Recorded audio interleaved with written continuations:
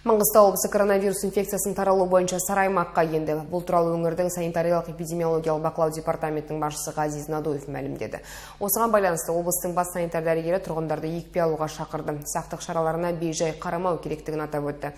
Айта кетейік, бүгінде вакцинаның бірінші компонентін 192.762 адам, екінші компонентін 175.117 адам салдырған, ал 10.145 маңғыстаулық ревакцинациядан өткен. Бұрыннан екпе алмай келген кісілердің бәрін екпе алуға шақырамыз. Не дегенмен өздеріңіз байқап отырсыздар, мына жаңа жылдың алдындағы біраз мереке күндердегі үлкен қарым-қатынастың арқасында осындай бүгінгі таңда күрт өсім бүкіл республика бойынша байқалып отыр. Сондықтан сіздерден сұранатымыз осы, және де әлі де көп шоғырланған жерлерге мүмкіндік бойынша бармауға, және де эпидемияға қарсы шаралар, жаңа әлеуметтік арақашықтық, бетперде тағу тәртібін сіздерге сақтауға шақырамыз.